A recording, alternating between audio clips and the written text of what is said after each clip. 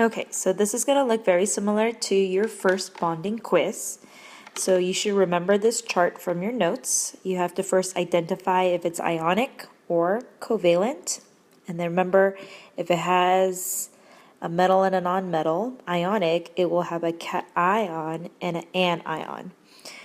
Okay, so let's go down this list.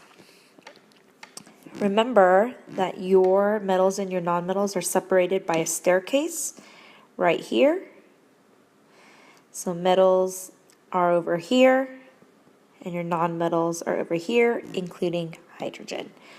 Okay, so going down this list, you should have recognized that sodium was a metal, fluorine was a nonmetal. That makes this an ionic compound. Okay, just to recap back onto our periodic table, we know that the first column all lose one electron. If you lose one electron, you have one more positive than negatives. The second column will lose 2 electrons, so you have 2 more protons than electrons. The third column is going to lose 3 electrons, so you have 3 more protons than electrons. Fourth column doesn't have anything. Fifth column is going to gain 3 electrons. Sixth column is going to gain 2 electrons. 7 is going to gain 1 electron, and 8 already is a noble gas. All right, so if we look at this chart here, we know that sodium, sitting right here, is a positive 1 charge. So sodium is positive 1. Fluorine is over here, which is a negative 1 charge. So you're going to go over here. Fluorine is negative 1. All right, so it should be easy for you to go down the row by using this periodic table here. So take a look. Pause if you need to, and double check that all your cations and anions are there. All right, I'm just going to go down the answers here really quickly. So you have a metal here, a non-metal here. That's an ionic compound. Lithium has a positive 1 charge. Nitrogen has a negative 3 charge. This is a non with a non, making this covalent. Covalents don't have ions, so you just cross this out. Phosphorus is a nonmetal. Fluorine is a nonmetal. This is covalent. So no cation, no anion. Rubidium is a metal. Bromine is a nonmetal, making this an ionic compound.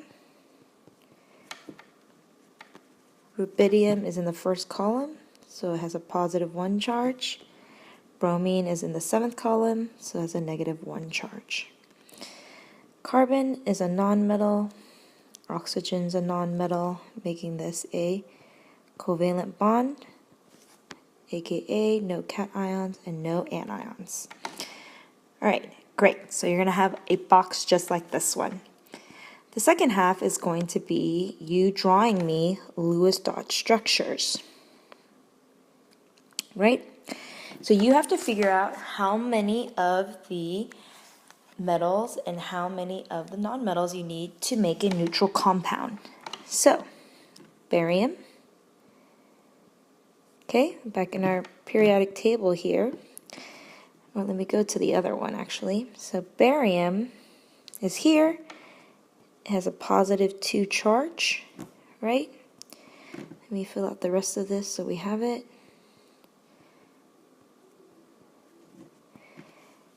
So I'm going to put positive 2.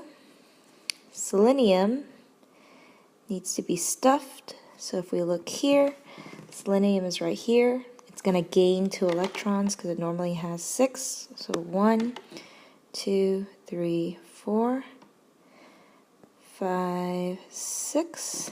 And then it's going to gain 1, 2. So 2 electrons were gained. Okay, if that's the case, then we need to see, do these charges cancel out? A positive 2 and negative 2. You can do your scratch work over here if you feel like. You don't have to do it, but they do cancel out, so we only need one of each. Okay, so let's do the other ones. Gallium. So if you look on your periodic table, it's +3. Oxygen originally has 6. 1, 2, 3, 4, 5, 6. That means it's going to gain 2 more electrons. All right, so this one's a little tricky because you have a +3 and a -2. Now these obviously don't cancel out. So we need to add some more elements. So I'm going to add another gallium. That's another +3. So right now I have 1, 2, 3, and another 1, 2, 3. Okay, so I need to cancel out all my pluses with my minuses. So far I have 2 negatives, so these 2 cancel out. I can have another oxygen, and then next 2 would cancel out. If I put another oxygen, these 2 will cancel out. Then I get a neutral compound. That means I need to draw 2 more oxygens. 1, 2. They have to be stuffed, so I need to make sure all my dots are there.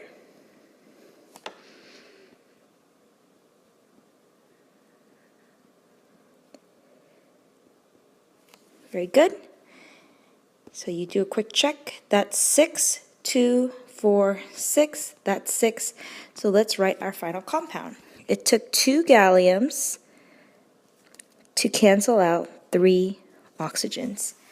You always write the positive cation first and then the negative anion. It always goes metal, then non-metal. All right, so hopefully the next ones are easier. So you have potassium with a +1. Fluorine originally has 7. So I'm going to gain 1 electron.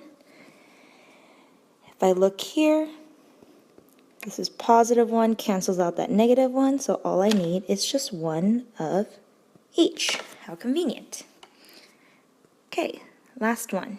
Strontium has a +2 charge. Chlorine has 7 valence electrons.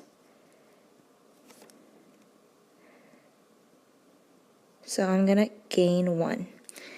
All right, so if we look here, this +2 and this -1 don't cancel out. So what do I need more of? I need another negative. So I'm going to draw another chlorine. 1, 2, 3, 4, 5, 6, 7, 8. Gained 1 electron. That means now +2, -1, -1 all cancel out. So if I write out my compound, for every 1 strontium, it took 2 chlorines to cancel out the charges and make a neutral compound. Now you're ready for your quiz. Good job.